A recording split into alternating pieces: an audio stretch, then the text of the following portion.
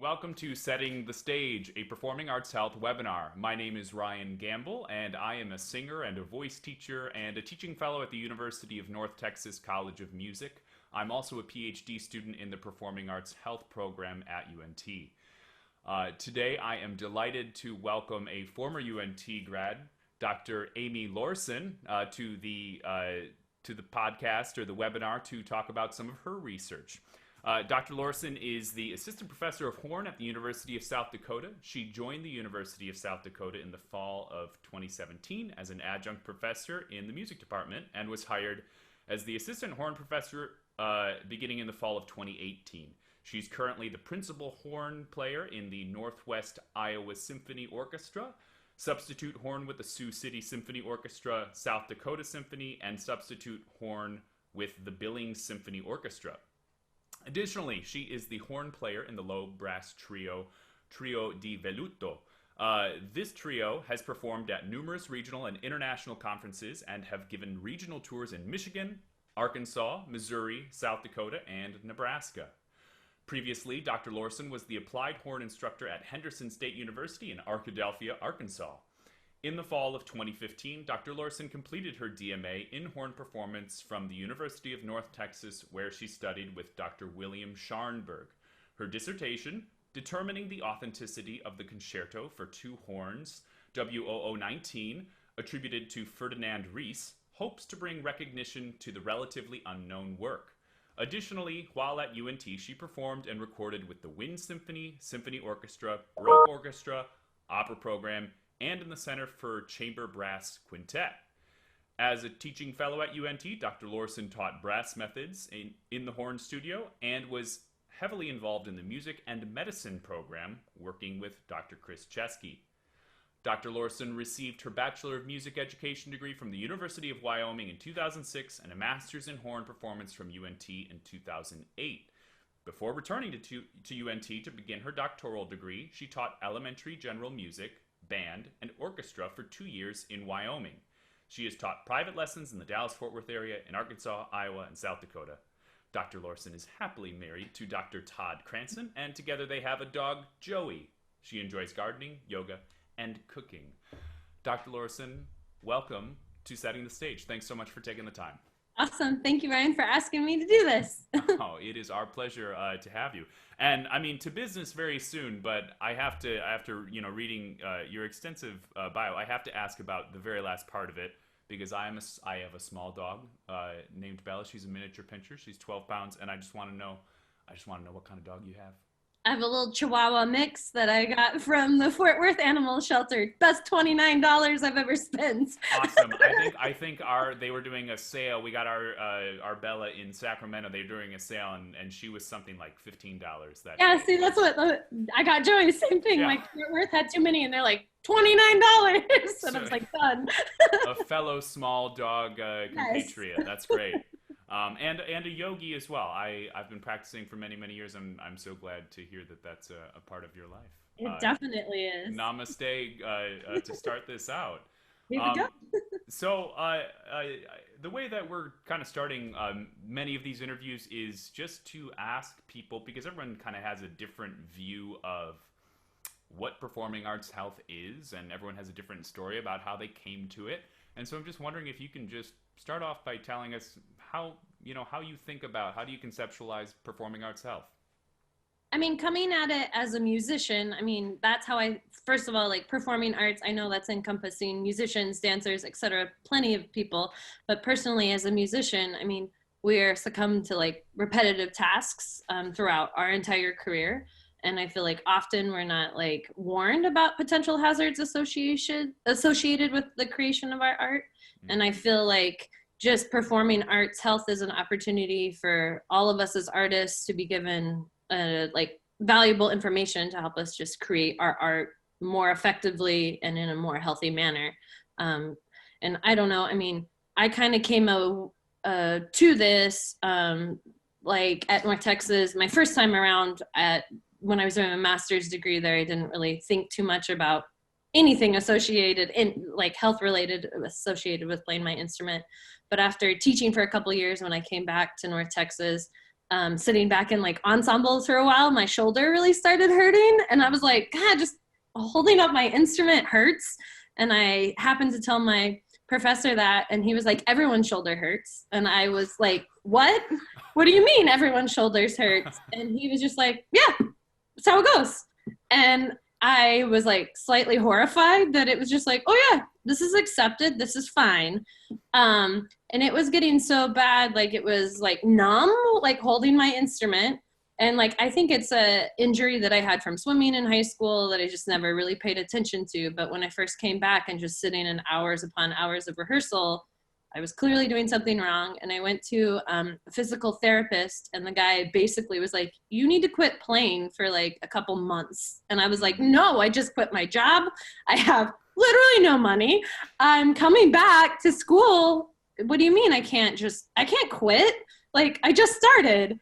And that kind of led me into just Dr. Chesky's like introduction to music and medicine, just because, I mean, I was hurting and had no idea. And like I said, I mean, I love my horn professor with all of my heart, but he was just like, yeah, okay, everyone has this.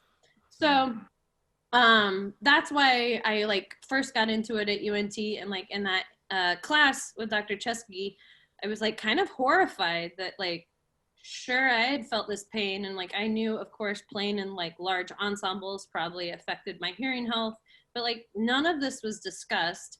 And then like the mental aspect of being back from my DMA also started, like, I think the competitive nature of UNT and knowing that there weren't that many job prospects on the other end as a horn professor started getting to me. And I mean, I will say my horn professor was like, you know, there is Dr. Hipple over in the counseling department.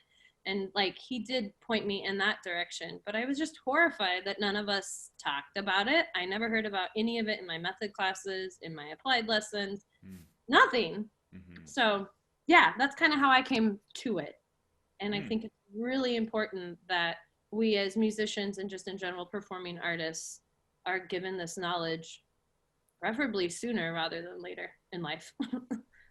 No, absolutely. I agree. So, I mean, I think that grin and bear it mentality, which is what it sounds like your teacher was giving to you, is just so common. You know, and we're asked to just, the show must go on and we got to perform through it. And no, we're not aware of the detrimental effects that can have, and really permanent effects in some cases.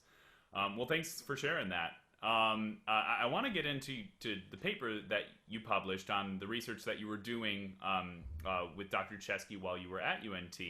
And I don't have the paper in front of me, so I'm going to ask you to introduce the title and tell people. Man. I feel like I should know the real title. I should off the top of my head, but I don't. Well, and I should have it pulled up, but I okay, I'm ready. Okay. And so.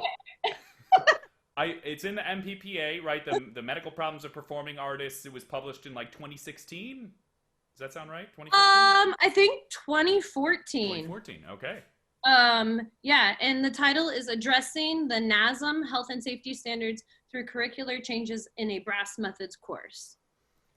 Right. And so you you responded to what you were experiencing as you just described, and I'm going to ask you to tell us more about the process, but basically you took all of these concepts of performing arts health, and you'll tell us more about those, and you integrated them into a brass methods course. Yes. Now, you've kind of answered part of this, but please elaborate. How did you decide to go forward in this way? How did this avenue open for you to go down this path? Well, in 2011, in the 2011-2012 NASM handbook was the first time that they put in there about, and I mean, I could read it to you. They had this like, here's a quote from it. It is the obligation of the institution that all students in music programs be fully appraised of health and safety issues, hazards, and procedures inherent in practice, performance, teaching, and listening, both in general and as applicable to their specific specializations. This includes, but is not limited to, information regarding hearing, vocal, musculoskeletal health, and injury prevention. And so seeing that was like the first time they posted it in there, but they didn't really give any suggestions on how to implement it.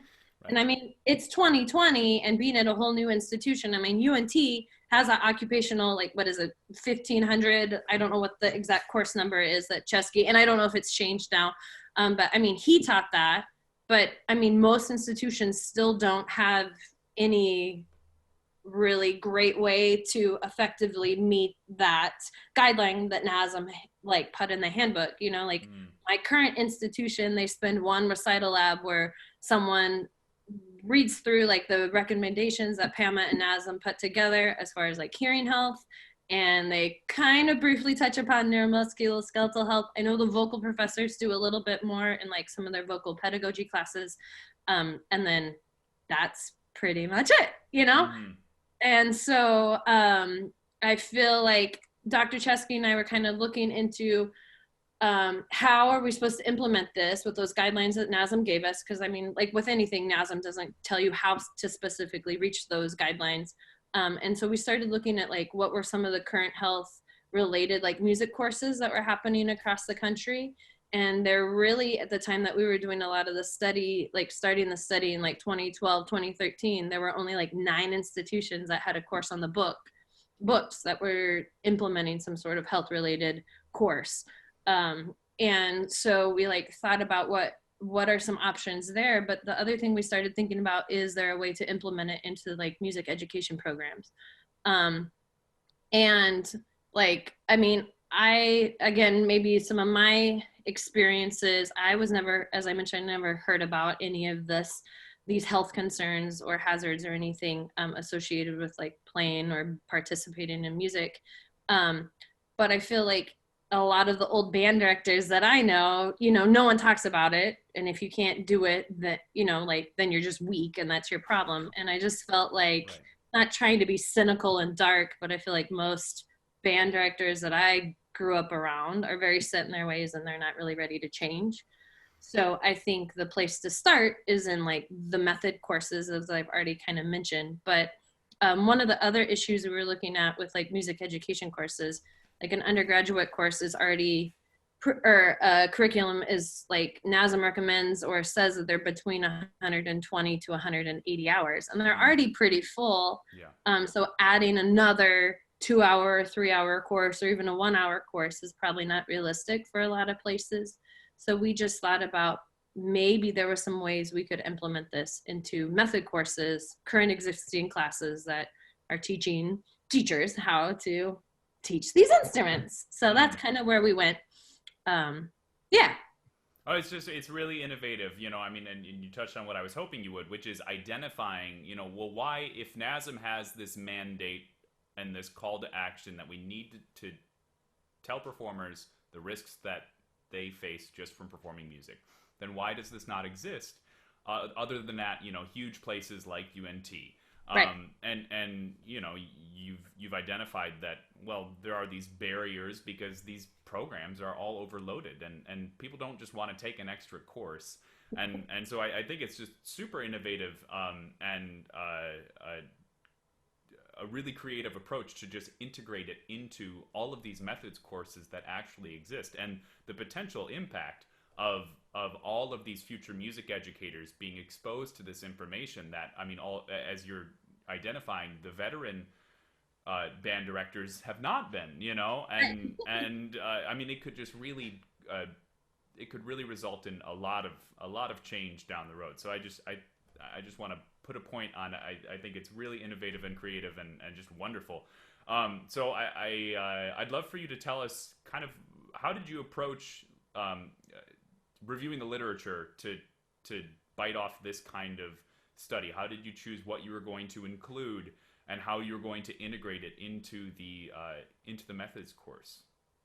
Well, we really, I mean, I had already done a bunch of like the big like studies with Dr. Chesky, like kind of just seeing what is already out there in terms of like musicians' health, some of his specific articles that he has written. But then we really started diving into like what are some of the resources and what's being written about current method courses, and in particular in like college and higher education. And so we looked at like music education music educators journal, teaching music in higher ed. Like even, I mean, at that point when I was doing the study, MENC was, NAFME was MENC. So we kind of reached out to those just to make sure that we weren't missing something, like, and of course we really weren't, you know, this hasn't really been addressed.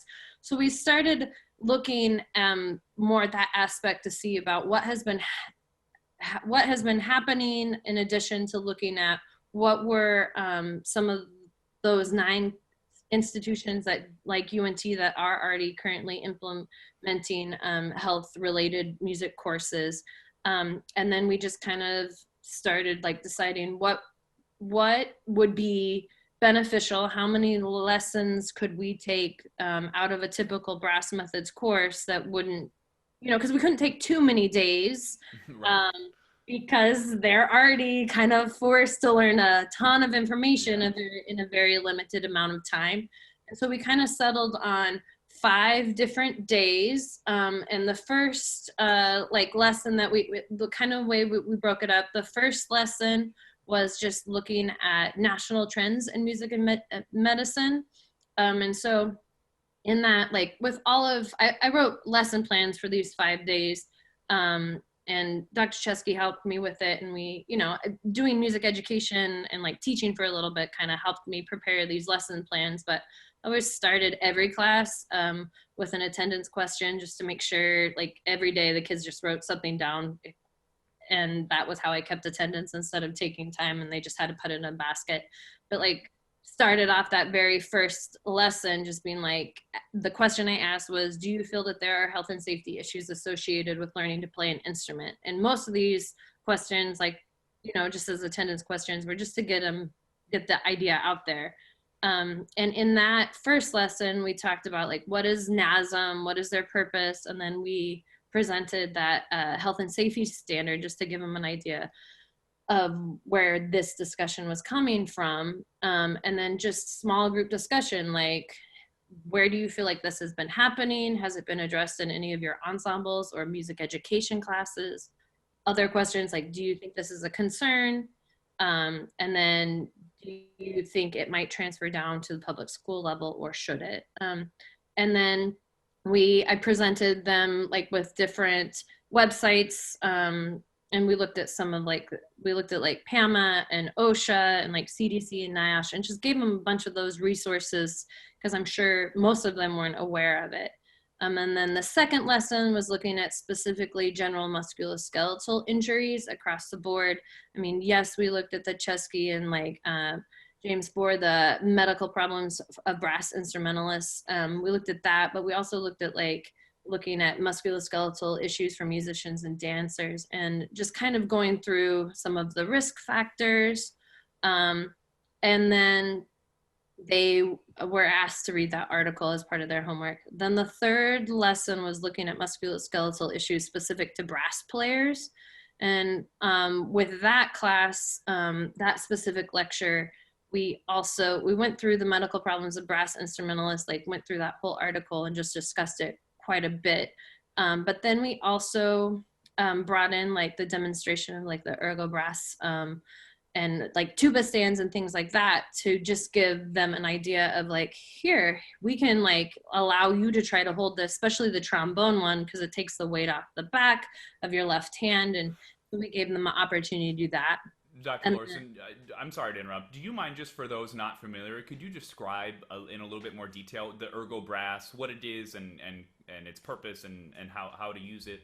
Yeah, can I show you? I don't have their exact one. Visuals would be awesome. Yes. Okay, let me grab it. Okay. Well, if I can find it. All right, so this is not the Ergo Brass one, but it's a very similar one. This is I think it's a horn stick. And I preferred this one because it was less requirement to attach things to the back of my instrument. Mm-hmm. So basically there's just this little, I don't know, thing that you attach on there, and there's a magnet in there that I can attach this stick to. Oh, cool. Then that stick can sit on my leg, and I no longer am like holding the horn. Mm. It is like all the weight is being held with that on my leg. Mm. And Ergo Brass has a couple different ones. They have them, they're starting to make them for woodwinds too, but they have them for like the trombone one. It's kind of awkward because it's closer to like where you're holding it up by your like left arm holding it up, but it takes the stick and it can like, either you can wear it on a belt, which is kind of silly looking, or you can put it on your leg, or you could stand with it. But in all of those cases, they're taking the weight off of you as the player to hang on to the instrument. And it gives you just a little bit more freedom. And I mean, I use this all the time now, and that has definitely helped. I mean, a horn isn't that heavy, but not having that exertion is really great for my playing. So the kids got to try all those because Dr. Chesky had a whole set of them for all of the different instruments. And so, yeah, that's what we did on that one. And so, at what point in this research process, or I guess in your studies, did you discover this modifier that you could use to relieve that shoulder pain that you were describing?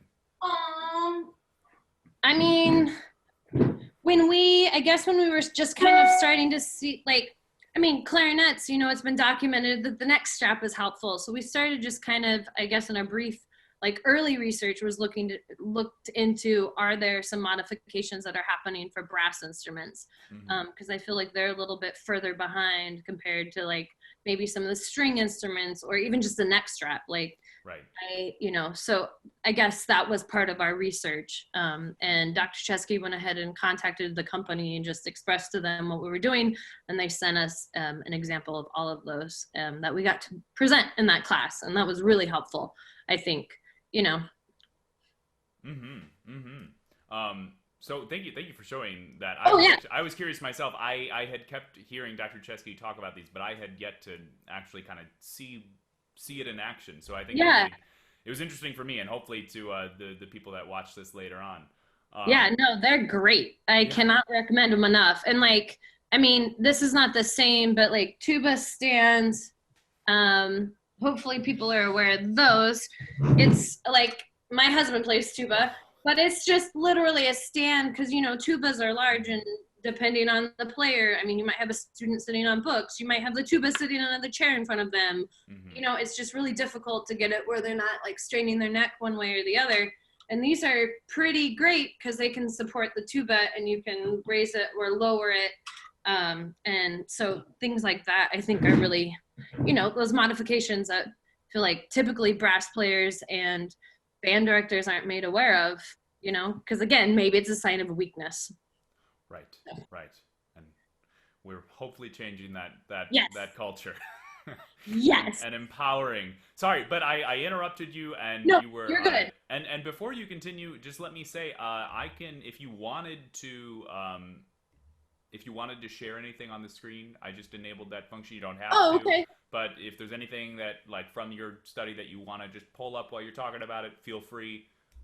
But again, no. Well, I don't. If not. I mean, I don't know if any of like the lesson plans are helpful or would be. I mean, they're in the study, but I don't know if you can see it. Can you see it? Yep. So like you can kind of see with these as I was rambling through, most of my lesson plans have some sort of objectives. So like lesson 4 was talking about then specifically hearing health and kind of listed the materials that we were going to need, you know, the sound level meter and dosimeter. And then we just attendance question. There was all my procedures or like my procedure for teaching the course or that lesson that day. And then lesson 5 was Dr. Chesky came in and he brought his computer and trumpet sensor system. So that was really great for the students to be able to see how is force experienced when playing a brass instrument. And I think that was, I mean, I wish I had that today where I could just easily see it when I'm playing myself and then show my students. So so that's kind of what we did. And leading into that, leading into that we gave them a study. I mean, I had to go through the IRB procedure and everything to be able to do the study, which I thought was, I mean, you're talking about like, just research in general. And that was Mm-hmm. really beneficial because, I mean, I wouldn't have been given that opportunity and like helped through it. I feel like if I hadn't gone through the program at UNT. Mm-hmm. So that was really beneficial. But once we got that um, taken care of and went through the process, then we were able to administer the survey, and we did it twice. Once prior to those 5 lesson plans that we did, or 5 lessons that we did specifically looking at musicians' health, and then we did it after the intervention there. And I had 3 sections of brass methods at UNT, and we gave it to all of them, and there were 43 total students that participated, both on the pre like intervention survey and then the post. And we just took, it was a 26 question survey. 12 of the questions were demographics, just asking age, race, instrument, year in school, major. And then another question with that was, had they taken MUAG, that 1500 course that Dr. Chesky taught. Mm-hmm. And then 14 of the other questions focused on like social awareness, knowledge, competency, and sense of responsibility for music educators for dealing with health concerns associated with playing and teaching brass instruments. So yeah, that's kind of what we did. And what did the could you speak a little bit to the results? Was this intervention, I don't know if you would describe it necessarily as an intervention, Right. but introducing these concepts into the methods course, what did the results reveal? I mean, I feel like, so we had like 5 questions that just asked about like social awareness. And there was definitely, so there were 5 questions that dealt with social awareness. There were 2, and like, just to give an idea of like some of the questions that we asked for awareness, one of them was, learning and performing music may involve hazards that negatively impact health. Another one was like, and you were on a sliding scale, said if you were aware of this or not. As a future music educator, are you aware of any performance factors that are related to musculoskeletal injuries associated with learning and playing a brass instrument? And then we had 3 questions that looked at like the knowledge aspect of this. Do you know, and one example might be like, do you know what the sound intensity levels are associated with hearing loss? And then we had competency questions. We had 2 of those. As a future music educator, are you prepared to address the guidelines launched by national organizations to aid in the prevention of health and safety, et cetera? And then we had 2 more that were dealing with responsibility questions. And an example is, as a future music educator, do you feel personally responsible for informing and educating students about health and safety issues related to learning and performing music? And as a conclusion, it was seen that like putting some of these, like implementing and addressing the NASM guidelines through the method course, similar to like what we did, definitely helps advance future music educators, like social awareness, knowledge, and competency and responsibility. All of those increased post our like lesson plans that we did. Hmm. Yeah, and from what I recall from looking at the study, it seemed, in almost, I think every one of those measures was shown to be a significant change. Yeah. Yeah. Yep. So that's great to see that they retained a lot of that knowledge, and it stuck with them. That's great. Yep. Yeah. I mean, the only change that wasn't the least amount of change occurred in the area of responsibility. So we were just like, we kind of put in the conclusion of our paper, like, this begs just to question if simply being more aware, knowledgeable, and competent of such of these issues can really change one's sense of responsibility. So, but it too, had significant changes, but not as much as like students' awareness levels, knowledge levels, and competency levels. Those all increased significantly more. So. Was there anything that, and fine if not, but was there anything that was surprising to you about just the process of of going through this study, and you know, it could range from going through IRB to actually implementing and doing these lesson plans, or the results, or analyzing the data. Was there anything that kind of you weren't expecting? I mean, I had no idea really what to expect with IRB, and I was surprised. I mean, I knew it was going to be an intense process, but I didn't fully realize how intense it was going to be and how involved. So again, I'm really glad that I was able to do it with Dr. Chesky there, and I mean, he's done it a million times, you know. Right. So that was really beneficial. I think the biggest surprise to me, and it wasn't necessarily with anything to do with the research, it was just intriguing to me how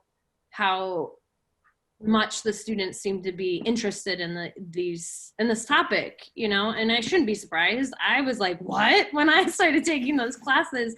But I thought, you know, it just highlighted one more time to me that like we clearly need to do a better job of getting this information out to people.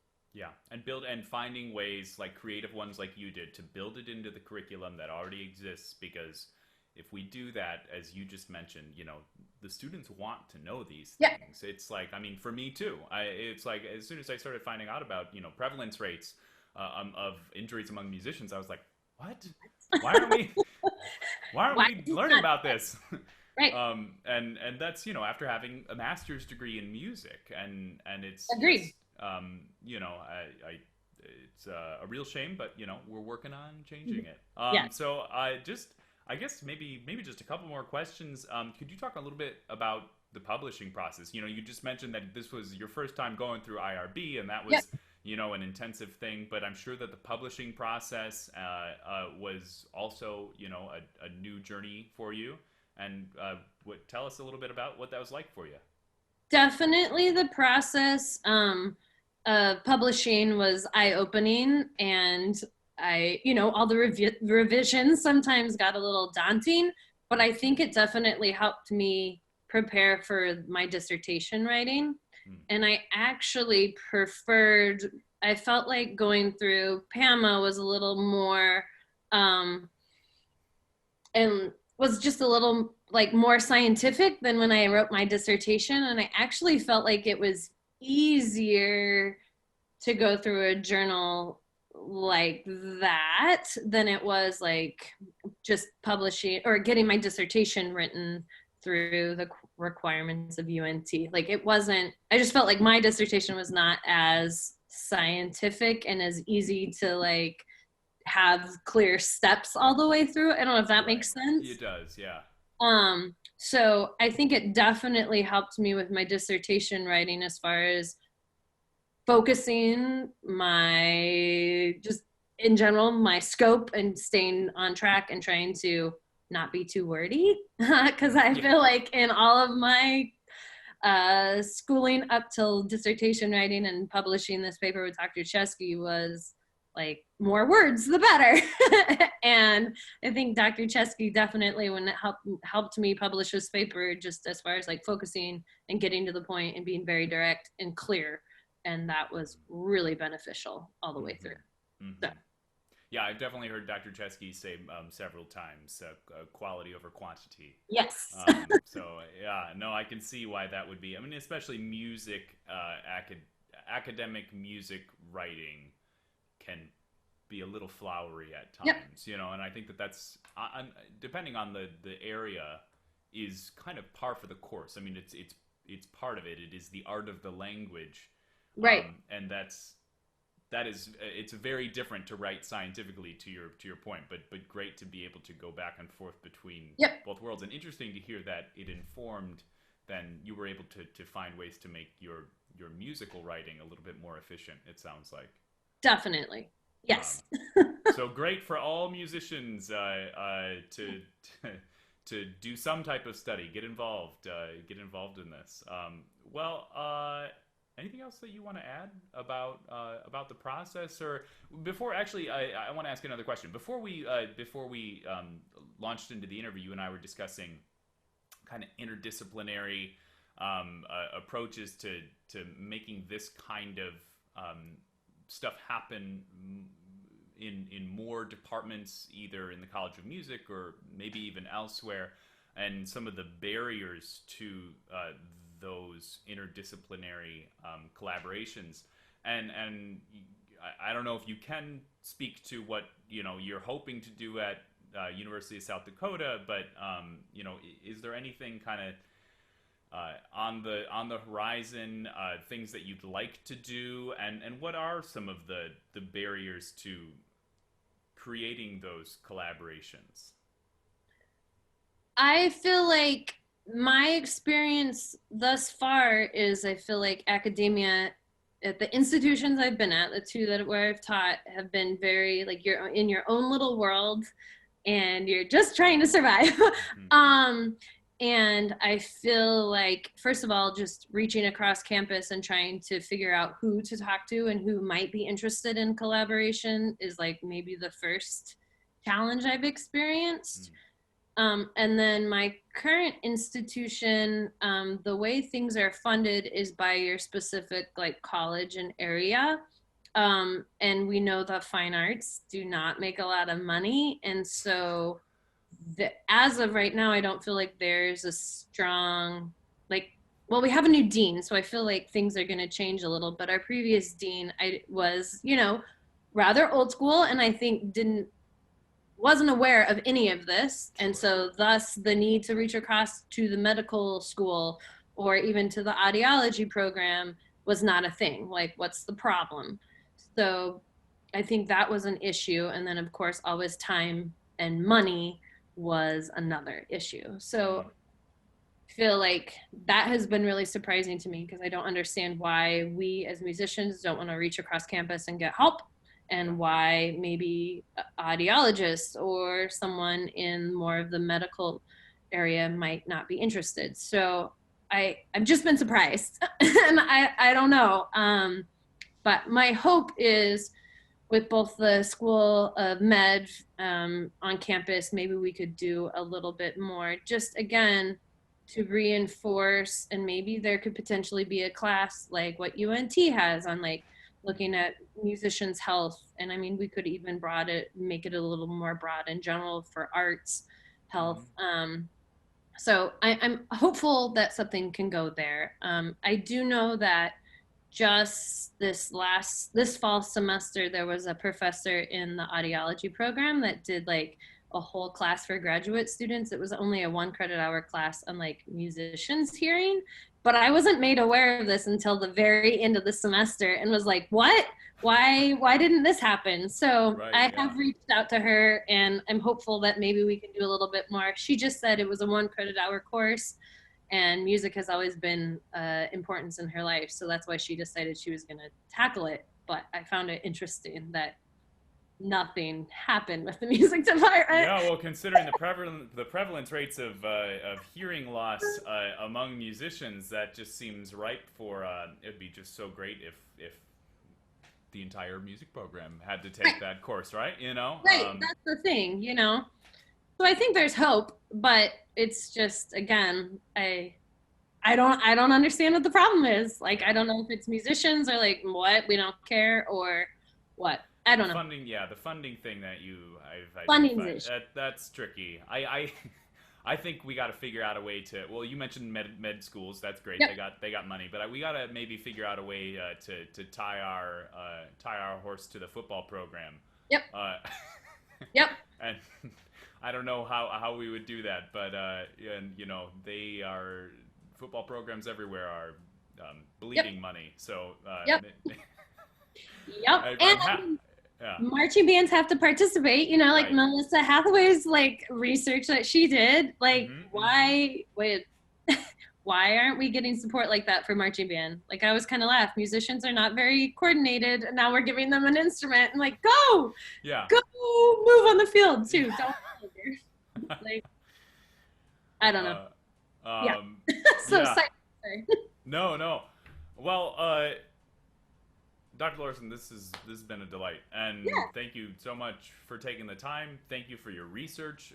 Thank you for providing the framework to do this in methods courses, in every methods course, and elsewhere.